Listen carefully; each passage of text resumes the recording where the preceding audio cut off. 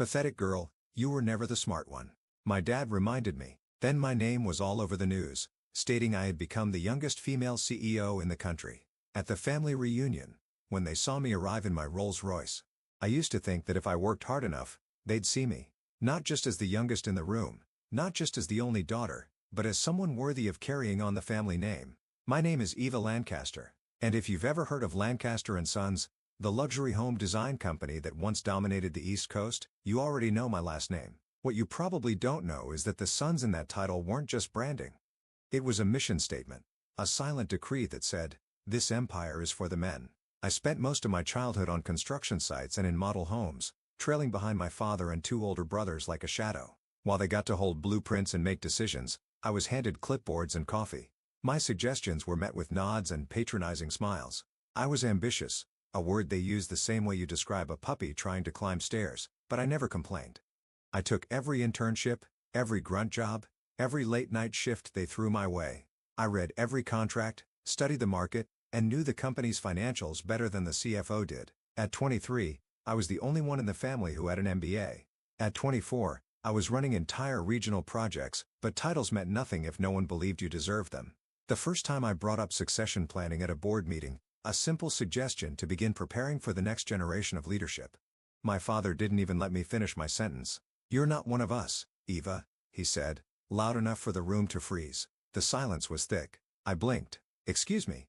He didn't even look at me. He just kept flipping through his notes. "This business was built by men, run by men. You're talented, sure, but this isn't your lane. You don't have the instinct." My oldest brother chuckled from across the table. My mother stared at her hands. No one came to my defense. Not even my uncle, who had privately told me more than once that the company would be lucky to have me in charge someday. "You're emotional," my father added, like he was doing me a favor by explaining it. "You care too much about how people feel, not enough about how deals get done. That's not leadership, Eva. That's sentiment." I swallowed hard. That meeting was supposed to be a stepping stone. I had spent weeks preparing. My pitch included a 5-year growth projection, marketing insights, and a fully budgeted expansion plan into 3 new markets. But all they saw was a little girl playing dress-up at the big boys' table. Later that evening, as I sat in the office I technically ran but didn't officially hold the title for, my father walked in without knocking. "You know," he said casually, like we were talking about the weather, "your brothers aren't perfect, but they understand how to carry the Lancaster name. You were always more of a dreamer." I laughed. I couldn't help it. "You mean someone with vision?"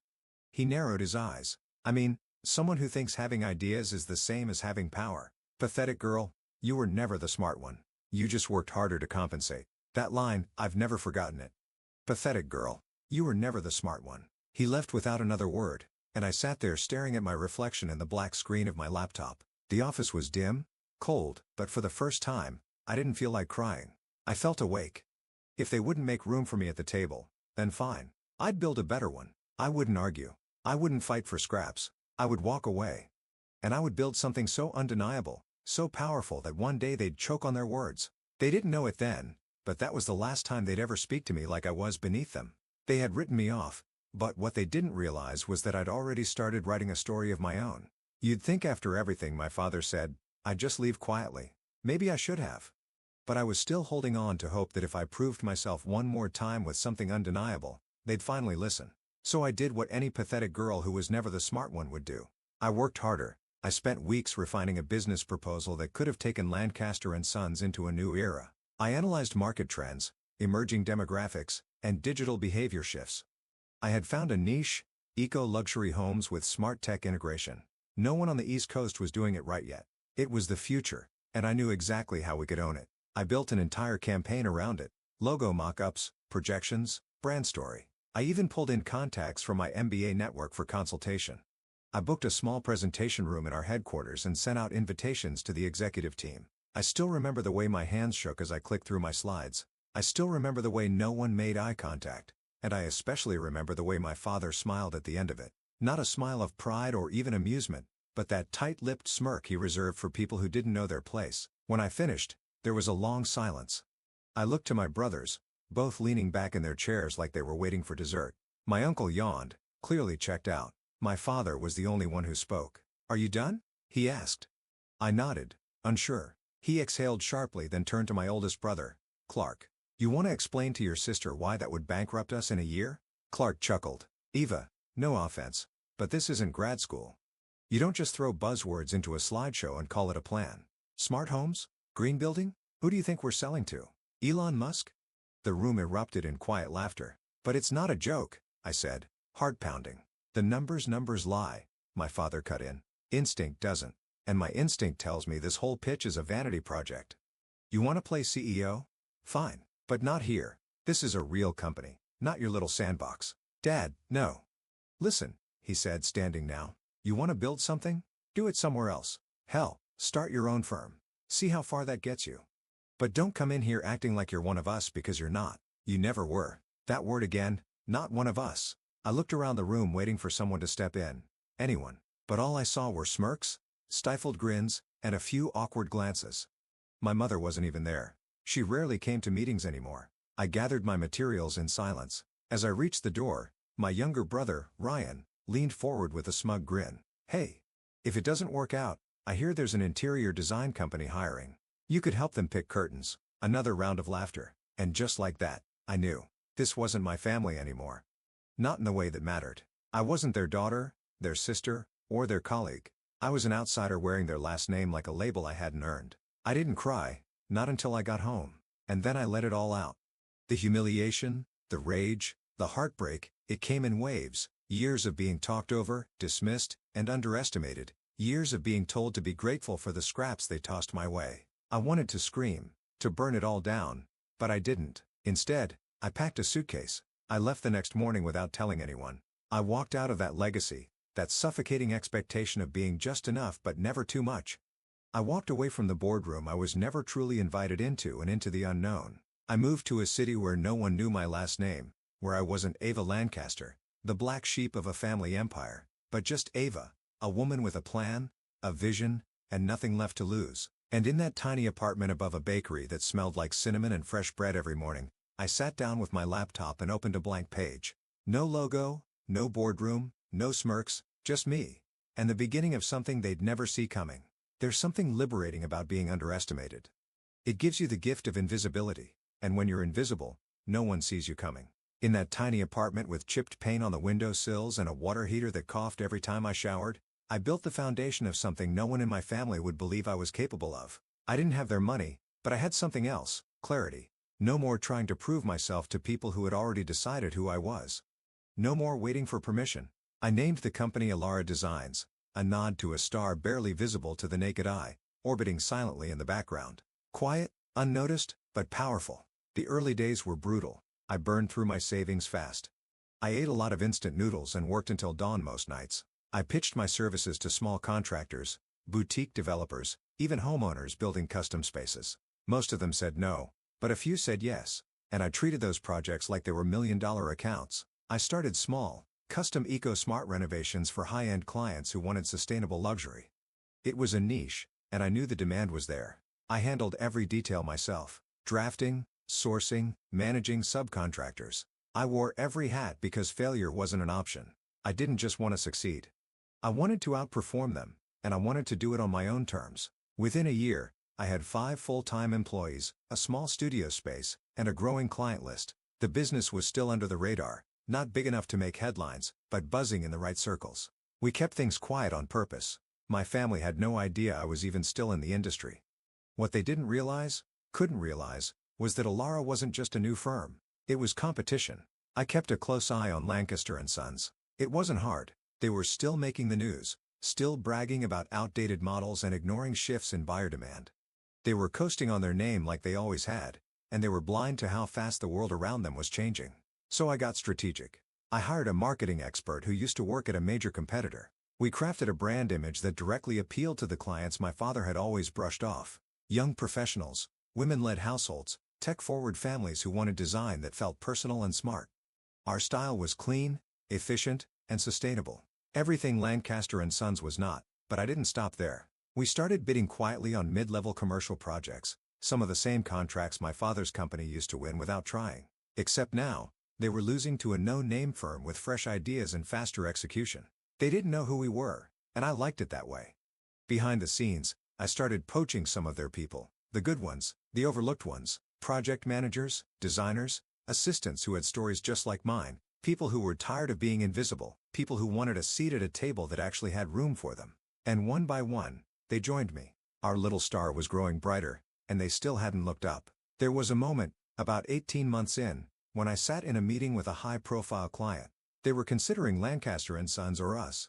I'd seen my father's bid, safe, traditional, complacent. And then they looked at mine. "Who are you?" the client asked, scanning our proposal. "This is fresh.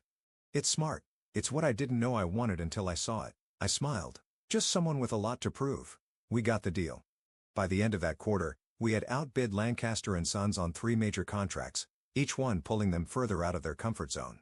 Their name didn't carry the weight it used to. Their charm was fading, and I was only just getting started. Still, I stayed quiet. Let them ignore me. Let them laugh in their boardrooms and mock the firm that kept beating them, unaware of who was behind it. Let them think I was gone. Irrelevant. Forgettable. Because by the time they finally realized who they were up against, it would already be too late. They say pride comes before the fall. But in my father's case, it was pride that built the fall, brick by arrogant brick. From the outside, Lancaster and Sons still looked like a polished empire. Big glass headquarters, shiny trucks with bold lettering, ads and glossy magazines. But inside, the foundation was starting to rot, and I could see it from a mile away.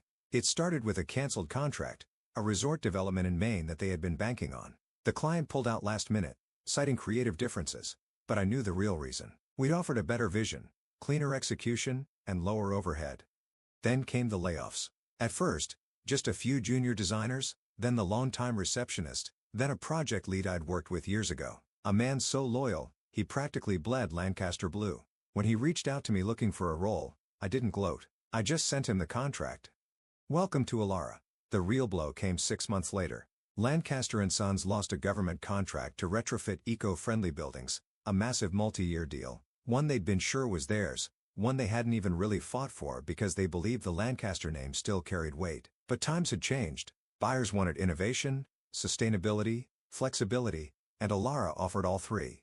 I watched their press release stumble through excuses, blaming market volatility and increased competition.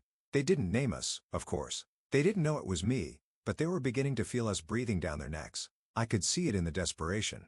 Their once polished social media presence started trying too hard, mimicking our branding, copying our hashtags, even launching a new modern eco-initiative that felt rushed and tone-deaf. I almost laughed when I saw it. They were trying to beat a ghost, and the ghost was winning. Rumors started swirling in the industry. Whispers about mismanagement, family tension, poor cash flow. I didn't spread them. I didn't need to. I just let them fester. Truth has a way of leaking when people are afraid, and my family was starting to panic. One afternoon, I walked into a trade expo. I wasn't there as a speaker or exhibitor, just an observer. Someone curious to see how Lancaster and Sons would present themselves now that they weren't the biggest name in the room. They had a booth near the back, smaller than usual, fewer people. My father wasn't there, but Clark and Ryan were, trying to smile through their unease. I stayed far enough away that they wouldn't notice me, just close enough to watch. A man approached them, a developer I'd met weeks prior during a pitch meeting. "Sorry, I'm already in talks with Elara," he said casually when Clark handed him a brochure. "They're doing some incredible work." Clark forced a smile. "Elara?" The man nodded. "You should check them out. They've got something special going on." And then he walked away. Clark's expression dropped like a mass hitting the floor. He turned to Ryan. "Who the hell is Elara?" I smiled to myself. The reckoning had begun. But the real moment, the turning point, came on a rainy Thursday morning. I was in my office going over expansion plans when my assistant knocked. "There's something you need to see," she said, eyes wide. She handed me a tablet with an open article. The headline read, "Lancaster and Sons faces major lawsuit over delayed projects and contract breach." It wasn't just a hit piece. It was an exposé. The article outlined missed deadlines, budget overruns, poor planning, and internal conflict, including anonymous sources from within the company, former employees, maybe even a few I had quietly welcomed to Elara. My father's empire was bleeding, and the world had just smelled it. I didn't celebrate. I didn't gloat. I just closed the article, leaned back in my chair, and took a long breath. This was never about revenge. It was about truth. About showing them and the world that I had never been the pathetic girl, that I wasn't emotional. I wasn't naive. I wasn't a dreamer playing dress-up in their world. I was a builder, and while they were busy mocking me, I was building a future without them. But what none of them expected was that future was about to be very public because the world was about to learn my name, and so were they. There are moments that split your life in two, before and after. For me, it happened on a quiet Monday morning over black coffee and a buzzing phone I almost didn't answer. I was in the middle of reviewing mock-ups for our latest project, a luxury green development outside of Seattle, when my assistant rushed in, her face pale and stunned. "Eva," she said breathlessly, holding out her phone. "You're trending." I blinked. "What?" She turned the screen toward me and there it was. Eva Lancaster, youngest female CEO and the country founder of Elara Designs, revealed. My heart stopped. It wasn't just a business article. It was everywhere. CNN, Forbes, Business Insider. Even the morning news shows had picked it up. One headline stood out among the rest. The ghost founder, Elara CEO, revealed to be heiress of Lancaster and Sons, the company she quietly outmaneuvered. I didn't even have to read the article. I already knew the story they were telling. A girl exiled from her family business, mocked for her ambition only to return with an empire of her own. There were quotes from old colleagues, clips from my keynote at a private tech conference, photos of me in front of Elara's newest HQ. Sleek, glassy, minimalist, everything Lancaster and Sons wasn't. And then came the cherry on top, a side-by-side comparison of their latest losses and our recent wins. It wasn't subtle. The media had drawn the battle lines for us. My phone started ringing. Emails poured in.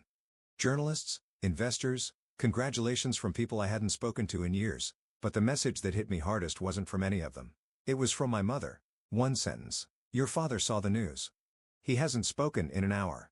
I stared at the screen, not out of guilt, not even satisfaction, just silence. For years, he had insisted I wasn't one of them.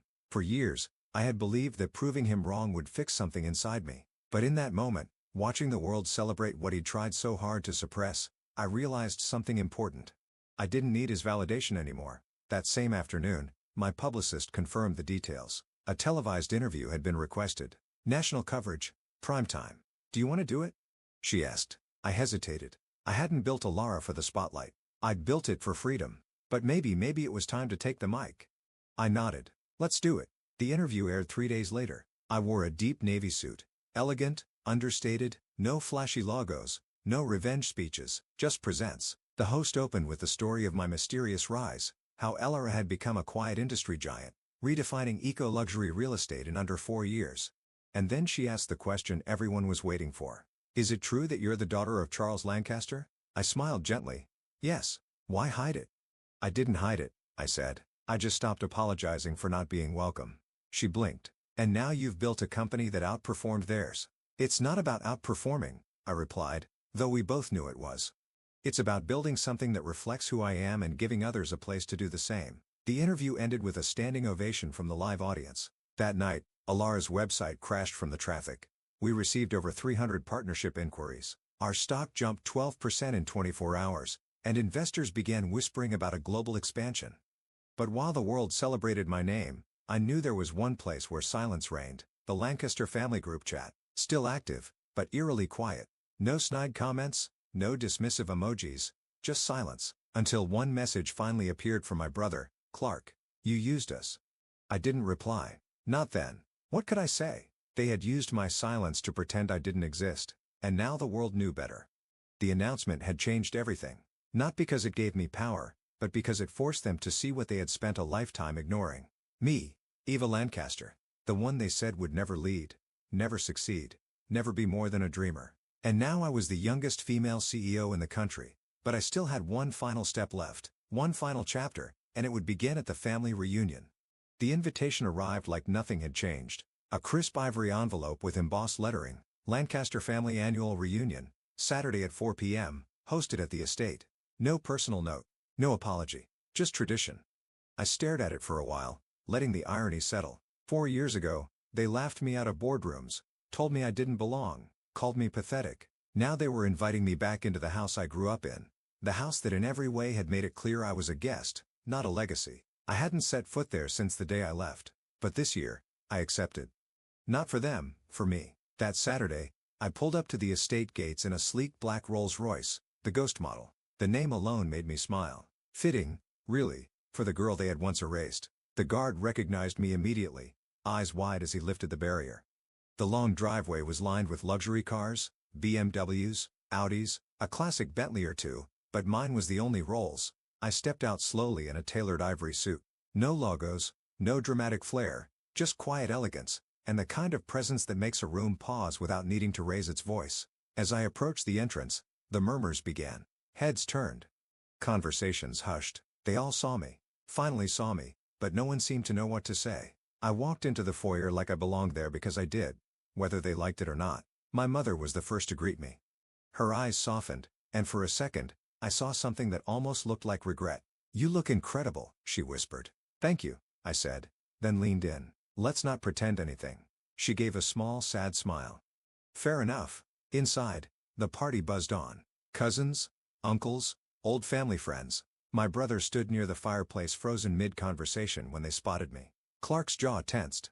Ryan's eyes flicked to my wrist, then the car keys in my hand. I didn't stop to greet them. I headed straight for the back patio where my father stood alone, gazing out over the lawn like a king surveying the ruins of his kingdom. He turned when he heard my heels on the stone, and for the first time in my life, Charles Lancaster looked small. We stood in silence for a moment.